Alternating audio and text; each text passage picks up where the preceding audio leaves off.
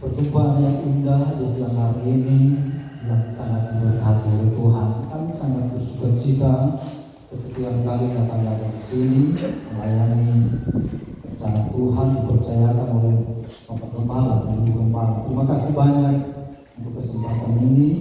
Terima kasih banyak Tuhan Tuhan yang boleh cukup mempercayakan kami dalam pelayanan firman di kesempatan ini. Semua sudah kenal kami dan saudara, mari kita memberikan kesempatan seluas-luasnya untuk firman Tuhan yang akan kita dengar, dan biarlah firman ini akan menjadi berkat bagi kita semua. Puji Tuhan. Mari kita akan membuka firman Tuhan ini. Kita membaca dalam Injil Matius pasal 14. Injil Matius pasal 14, kita akan membaca mulai ayat yang ke-28 sampai ayatnya yang ke-33. Injil Matius pasalnya yang ke-14, kita membaca mulai ayat yang ke-28 sampai ayatnya yang ke-33. Kita berdiri, kita menghormati. Kita baca bersama-sama.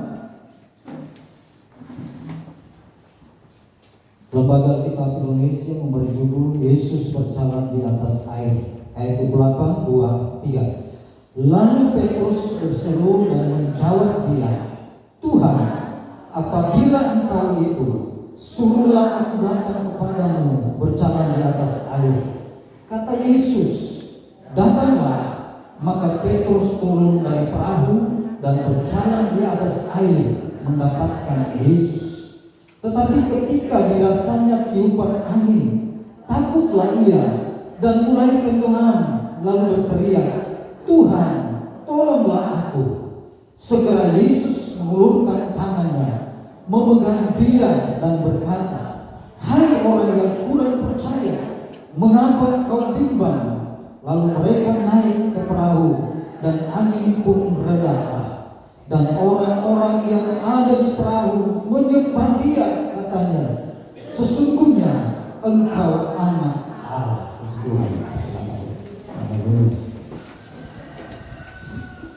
Saya lebih cenderung, saudara, dalam peristiwa ini menjelaskan tentang mukjizat atau iman yang membawa mukjizat. Sebab ada banyak anak-anak Tuhan yang sudah mengiring Tuhan dengan tahun-tahun, ada yang bahkan sudah 30-an tahun lamanya mengiring Tuhan, tetapi tidak pernah menikmati akan mukjizat Tuhan. Ini perlu dipertanyakan, saudara. Bukankah Tuhan menyediakan perkara-perkara yang ajaib dan dahsyat untuk kita sebagai orang percaya, orang yang beriman kepada Tuhan? Iman itu adalah satu hal yang sifatnya pribadi sebenarnya, karena itu hal yang prinsip.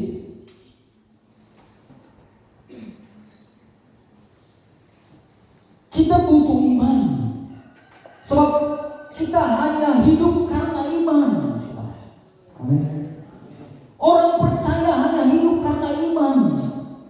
Iman artinya orang yang mampu melepaskan diri dari perkara dunia, dan dia harus menggantungkan hidupnya sepenuhnya hanya kepada Tuhan. Dan ini hal yang luar biasa sebenarnya. Kalau kita bisa membuktikan iman kita kepada Tuhan. Itulah sebabnya firman Tuhan katakan dalam 1 Korintus pasalnya yang kedua ayat 9, sesuatu hal yang tidak pernah timbul dari hati kita, hal yang tidak pernah kita lihat oleh mata jasmani, hal yang tidak pernah kita dengar, itu yang disediakan oleh orang-orang yang mengasihi Dia. Itu iman, saudara. Mukjizat, tanda-tanda heran, perbuatan Tuhan yang besar, itu akan Tuhan sediakan bagi kita, bagi orang-orang yang memiliki iman yang sungguh kepada Tuhan. yang memiliki ketergantungan hidup hanya kepada Tuhan. Sehingga apa yang tidak ada menjadi ada. 2 tahun lalu, saudara, kami mengadakan syukur dari anak kami, ulang tahun anak kami yang bungsu, saudara. Istri saya bilang begini, mau pesan kue, mau pesan cookies. Saya pikir-pikir banyak orang di Morongi yang tahu bikin cookies. Kemudian dia katakan, kamu kasih bikin dirimu. Kamu kasih bikin dirimu. Ada jemaat yang tahu bikin cookies. Saya cuma ikut-ikut saja. Karena itu bagian daripada perempuan. Kalau urusan makan, urusan kue, cookies semua itu urusan perempuan. Nah, saudara, kami keliru. Memang ada satu ibu, ya mungkin ibu itu ada, saudara. Dia bilang, kita mesti mau kasih bikin cookies, Pak Ibu ini. Waktu kami keliru, memang kami tidak pergi di rumah, memang dia tahu di rumah, tapi kami waktu ke toko, dia lihat itu ibu itu, bilang, aduh, kenapa ibu itu ada? Jadi cepat-cepat. Dia bilang, Ses, kita mau kasih bikin cookies. Kong Ses dia bilang, oh puji Tuhan, kita punya anak ada mau minta doi, mana yang tahu bagaimana. Tapi puji Tuhan, nah, haleluya. Sesuatu yang tidak terpikirkan, sesuatu yang tidak timbul dari dalam hati kita, itu disediakan oleh Tuhan bagi orang yang punya iman yang sungguh-sungguh kepada Tuhan. Kita harus hidup karena iman, saudara. Karena perkara yang besar, perkara ajaib, mujizat Tuhan itu hanya dinikmati oleh orang-orang yang beriman sungguh kepada Tuhan. Kita melihat dalam peristiwa ini, ya saudara, dalam konteks yang kita baca tentang iman Petrus, saudara. Iman Petrus ini melebihi dari iman-iman murid-murid yang lain. Kalau kita melihat mulai ayat yang ke-28, kita melihat bahwa Petrus itu dia sangat mengakui bahwa Yesus itu adalah Tuhan.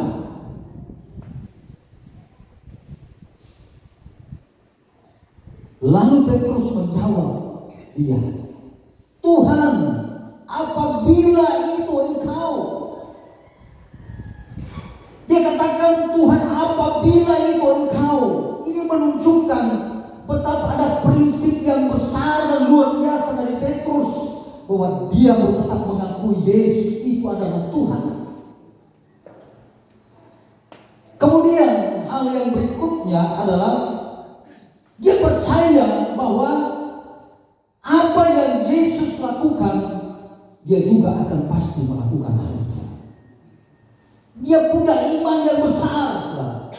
Sehingga dia katakan bahwa Tuhan, apabila itu Engkau, suruhlah aku datang kepadamu berjalan di atas air. Itu iman yang besar sekali. Dia percaya bahwa Yesus itu adalah Tuhan yang besar. Dan dia percaya apa yang dilakukan oleh Yesus itu pasti juga akan dialami oleh setiap orang yang percaya kepada Tuhan. Haleluya. Luar biasa. Kalau kita memperhatikan firman Tuhan dalam Injil Yohanes pasal 14 ayat 12, bahwa kita bisa melakukan perkara-perkara seperti yang Yesus lakukan, bahkan perkara yang lebih besar yang belum pernah Yesus lakukan, itu kita akan lakukan. Luar biasa kalau kita menjadi orang yang percaya. Nah, kita melihat, saudara, Petrus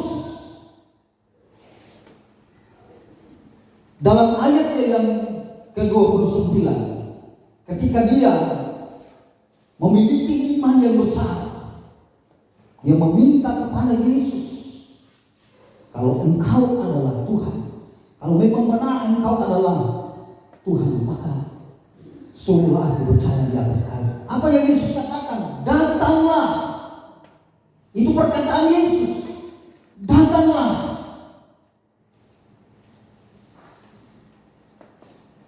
Dan Petrus dengan iman yang besar, yang melangkah di atas air, dia berjalan di atas air. Kenapa, saudara? Kok Petrus sama dengan orang manusia biasa seperti orang mampu berjalan di atas air? Orang belum pernah lihat orang berjalan di atas air. Kecuali orang lihat di film-film. Saya suka bawa ini film kungfu. Saya banyak kali lihat, wah, orang berjalan di atas air dengan kekuatan yang besar, yang luar biasa. Petrus dia berjalan di atas air. Kenapa dia bisa? Dia fokus kepada Yesus. Amin. Matanya terfokus kepada Yesus. Dia hanya melihat Yesus. Dia tidak melihat yang lain, tapi dia melihat Yesus, sehingga dia mampu berjalan di atas air. Kita juga akan sanggup menjalani hidup dengan melihat perkara besar, perkara-perkara yang luar biasa, kalau perhatian kita hanya tertuju kepada Yesus. Kalau masih jaga nilai yang lain, dengan harap Tuhan melihat mujizat. Amin. Karena itu Rasul Paulus bilang, aku akan mengarahkan mataku, hidupku akan apa yang ada di hadapanku.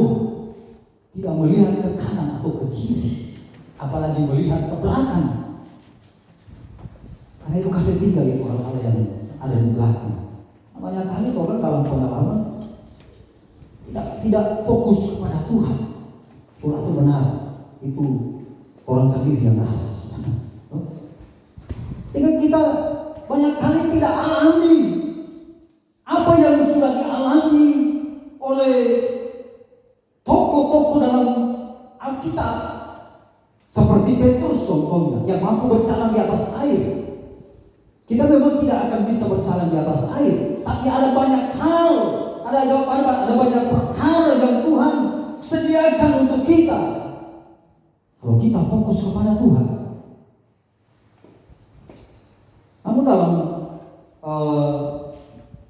dalam peristiwa ini kita melihat ada kesalahan yang besar dari Petrus. Sehingga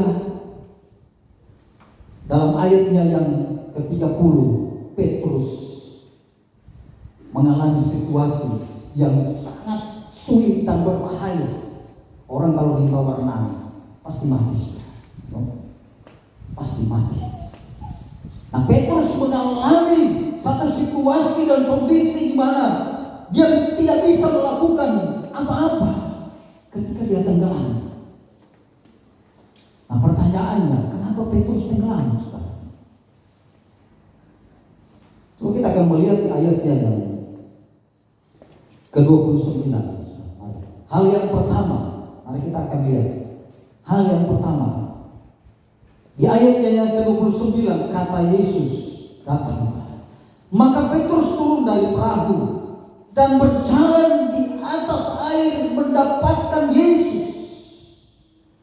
Petrus berjalan di atas air mendapatkan Yesus. Kesalahan Petrus yang pertama adalah ketika dia berjalan di atas air,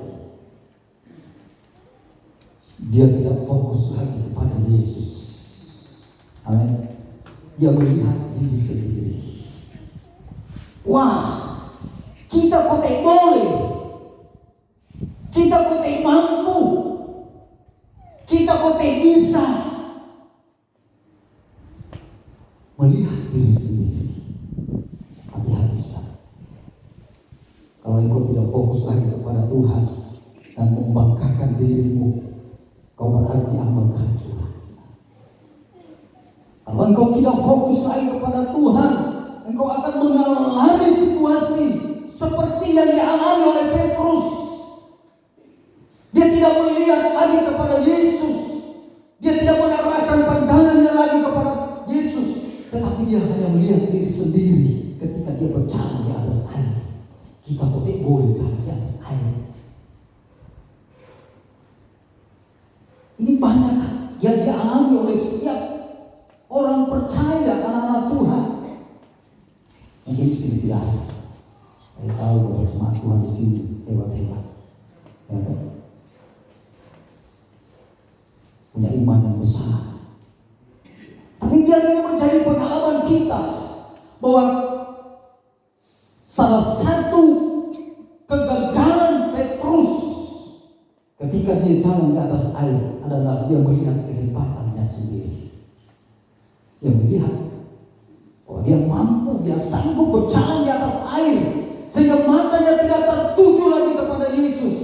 Tapi dia mulai melihat diri sendiri. Hati-hati. Jangan kau membanggakan hal yang ada pada kita. Iman adalah bagaimana kita mampu melepaskan diri dari kepentingan-kepentingan duniawi. Dan kita hanya fokus kepada Yesus yang adalah Tuhan dan Juru Selamat. Mampu melepaskan diri. Kadang-kadang orang tidak mampu melepaskan diri dari dunia. Kenapa? Nanti begini, nanti begitu, nanti mau jadi begini, mau jadi begitu. Itu dunia, saudara. Itu keterikatan kepada dunia. Sehingga tidak heran kalau tidak mampu melihat kuasa Allah, tidak mampu melihat mujizat-mujizat Allah terjadi dalam hidup kita. Karena kita seperti Petrus, membanggakan kehebatannya. Firman Tuhan berkata di dalam 1 Yohanes pasal 5 ayat 4 bahwa kemenangan yang mengalahkan dunia adalah iman. Saya katakan amin. Kemenangan yang mengalahkan dunia adalah iman. Kalau kita tidak punya iman, kita tidak akan mampu mengalahkan setiap pengaruh-pengaruh dunia. Tidak akan bisa. Karena dalam 1 Petrus pasal 1 di ayatnya yang kelima, firman Tuhan katakan bahwa kita dipersenjatai dengan kekuatan kuasa Allah karena kita memiliki iman. Coba kita akan baca 1 Petrus pasalnya yang pertama ayat yang kelima, yaitu kamu yang dipelihara dalam kekuatan Allah karena imanmu. Wah, orang dipelihara dalam kekuatan Allah karena iman kita. Kita dipersenjatai dengan kuasa Allah. Dan kita mampu mengalahkan dunia, mengalahkan perkara-perkara dunia. Dunia lagi sekarang baru gampang, sudah. Bukan gampang. Kalau orang yang tidak kuat, orang tidak akan mampu menghadapi situasi kondisi hari-hari. Tapi milikilah iman yang benar-benar fokus pada Tuhan, bukan iman yang terfokus kepada kiri kanan belakang, tapi fokus kepada Tuhan, kepada Yesus yang adalah sumber segala-galanya dalam hidup kita, yang kepadanya tidak ada suatu perkara yang mustahil. Jangan membanggakan diri kita, saudara. Tapi banggalah engkau ketika Yesus ada dalam engkau, dalam keluarga, dalam rumah tangga. Engkau bahagia dalam usahamu. Ketika Yesus ada, dia bekerja secara luar biasa. Kisah Tuhan akan pasti terjadi. Haleluya. Hal yang pertama, karena Petrus hanya melihat diri sendiri. Yang kedua, kalau kita membaca di ayatnya yang ke-30, saudara, Firman Tuhan katakan begini, tetapi ketika dirasanya tiupan angin, takutlah ia dan mulai tenggelam. Lalu berteriak, Tuhan, tolonglah aku. Hal yang kedua adalah Petrus hanya melihat hal-hal yang ada di sekitarnya. Melihat masalah, melihat penderitaan, melihat pergumulan. Apa artinya, saudara? Kalau kita hanya melihat masalah, persoalan, kita akan merasakan hal itu semakin berat. Tidak akan ada jalan keluar dalam hidup kita. Kalau kita hanya fokus pada penderitaan, penderitaan itu akan semakin berat. Petrus ketika dia melihat tiupan angin di sekitarnya, gelombang, dia hanya melihat keadaan itu. Dan yang terjadi, dia tenggelam. Dia tenggelam. Mari kita fokus kepada Tuhan.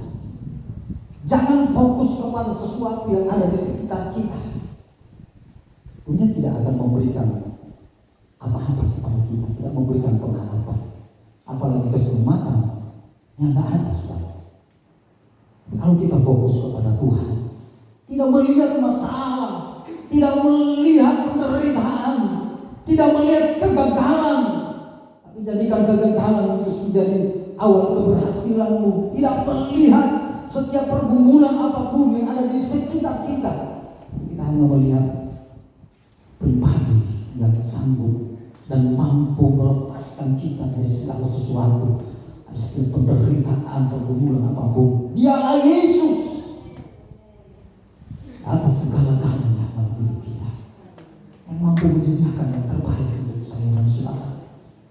Bukankah dalam rancangan dia tidak pernah yang sudah merancang kecelakaan untuk kita, tapi dia menyediakan masa depan yang penuh dengan pengharapan untuk saya dan saudara. Kita harus percaya dengan iman. Dan itu hanya akan dialami oleh setiap orang-orang yang sudah melepaskan diri dari perkara-perkara ini. Dan dia hanya menggantungkan pengharapannya hanya kepada Yesus, yang adalah sumber segala-galanya. Ketika Petrus mengalami situasi dan kondisi yang sangat berbahaya, dia katakan, Tuhan, tolonglah. Yang pendek-pendek saja orang berdoa. Jangan panjang-panjang. Yang sama dengan orang Farisi berdoa. Petrus berdoa, dia katakan, Tuhan, tolonglah. Dia kembali mengalihkan perhatiannya kepada Yesus. Dia kembali fokus kepada Yesus, sehingga ada pertolongan dari Tuhan untuk hidupnya, dan dia selamat. Ternyata dia berteriak, Tuhan tolong, tapi dia berusaha sendiri. Kita mau naik perahu, kita harus tahu bagaimana ketika dalam keadaan seperti itu, karena dia adalah seorang nelayan. Dia tidak berkata, dia tidak mengandalkan kekuatannya sendiri saat itu, tapi dia butuh pertolongan. Dia tahu Yesus yang adalah Tuhan yang dia percayai sanggup menolong dia. Dan Yesus mengulurkan tangannya, menolong dia, mengangkat dia, dan sampai ke perahu dengan selamat. Kalau engkau sudah mengalami situasi yang dialami oleh Petrus, kau tidak bisa mampu lagi untuk melakukan apa-apa dengan keadaanmu, dengan situasi yang kau alami, penderitaan yang tidak kunjung ya sudah berakhir, sakit-sakit ini, sakit itu, komplikasi dan sebagainya. Bukankah itu Tuhan izinkan dalam hidup kita untuk supaya iman kita itu naik? Amin. Iman kita itu naik, bukan turun. Tuhan ingin melihat sejauh mana kepercayaan kita kepada Tuhan, sejauh mana kita mengandalkan Tuhan dalam hidup ini. Ada banyak hal yang kadang-kadang Tuhan izinkan dalam hidup kita, saudara. Dan tujuannya agar supaya orang punya iman itu naik, bukan turun. Dan mari buktikan hal itu, saudara. Buktikan bahwa engkau punya iman yang besar, punya iman yang hanya terfokus kepada Tuhan, sehingga ada banyak perkara-perkara ajaib yang luar biasa yang engkau akan alami dalam hidupmu, dalam perjalanan keluargamu, usahamu, dan lain sebagainya. Tuhan akan melakukan perkara yang besar. Dan ketika engkau mengalami situasi dan kondisi seperti Petrus, jangan lari kepada manusia, tapi larilah kepada Tuhan. Berkatalah kepada Tuhan, Tuhan, tolonglah Tuhan, tolonglah aku, tolonglah keluargaku, tolonglah anak-anakku, tolonglah usahaku, pekerjaanku. Tuhan pasti akan menolong engkau. Amin. Tuhan pasti akan menolong engkau. Raja Daud saja, pemazmur, kalau kita membaca dalam Mazmur 121 ayat 1 dan ayat 2, pertolonganku hanya datang dari Tuhan. Pertolonganku hanya datang dari Tuhan. Siapakah Daud, saudara? Bukankah orang yang besar, orang yang berhasil, orang yang punya, ya saudara, karir yang baik, orang yang bisa dikatakan segala-galanya ada. Tapi dia masih berkata bahwa pertolonganku hanya datang dari Tuhan, bukan dari manusia, bukan dari dunia. Pertolonganku hanya datang dari Tuhan. Mari saudara, biarlah ungkapan ini, prinsip ini biar ada dalam hidup saya dan saudara. Jangan lari kepada dunia, jangan lari kepada manusia, tapi lari kepada Tuhan. Arahkan hidupmu kepada Tuhan, fokuslah kepada Tuhan. Karena firman Tuhan katakan di dalam Ibrani pasal 12 ayat yang kedua, mataku hanya tertuju kepada Tuhan. Amin. Mataku hanya tertuju kepada Tuhan. Inilah yang harus kita lakukan dalam perjalanan hidup kita.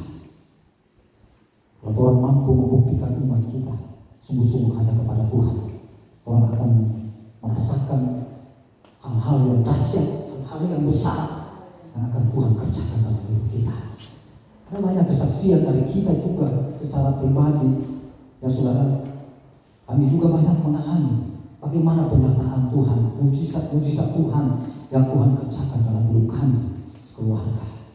Dan kalau diceritakan begitu banyak, bahkan kita semua punya kesaksian yang sama. Tapi kalau engkau belum mengalami mujizat Tuhan, mari alami itu dalam pribadimu, dalam keluargamu, dalam usahamu. Engkau harus membuktikan bahwa engkau ketika mengalami panggilan Tuhan, maka engkau juga mengalami mujizat-mujizat, perkara-perkara yang hebat dalam hidup. Kalau Petrus, dia mampu membuktikan imannya kepada Tuhan, sekalipun dia pun mengalami situasi dan kondisi yang sangat berbahaya, tapi ketika dia fokus lagi kepada Tuhan, ada pertolongan yang Tuhan beri bagi Petrus. Saya percaya kita akan mengalami hal yang sama. Kalau engkau mungkin mengalami situasi, kondisi dan butuh pertolongan seperti Petrus, jangan lari kepada yang lain, tapi larilah kepada Tuhan, sumber pertolongan. Dia di atas segala-galanya, dia mampu dan sanggup untuk menolong engkau dalam situasi dan kondisi apapun. Engkau tetap percaya. Tunjukkan imanmu yang hebat, imanmu yang besar hanya kepada Tuhan, dan Tuhan akan menyatakan kasih dan kuasa-Nya atas kehidupan saya, kehidupan kita semua, kehidupan keluarga, rumah tangga, usaha kita. Pasti Tuhan akan melakukan perkara yang besar. Dia akan menyediakan segala sesuatu yang kita perlukan, kita butuhkan dalam hidup kita. Puji Tuhan. Mungkin ini sekedar firman, tapi saya yakin firman ini akan memberikan kita inspirasi, motivasi untuk kita tetap setia dan terus mengandalkan Tuhan dalam segala perkara. Tuhan memberkati.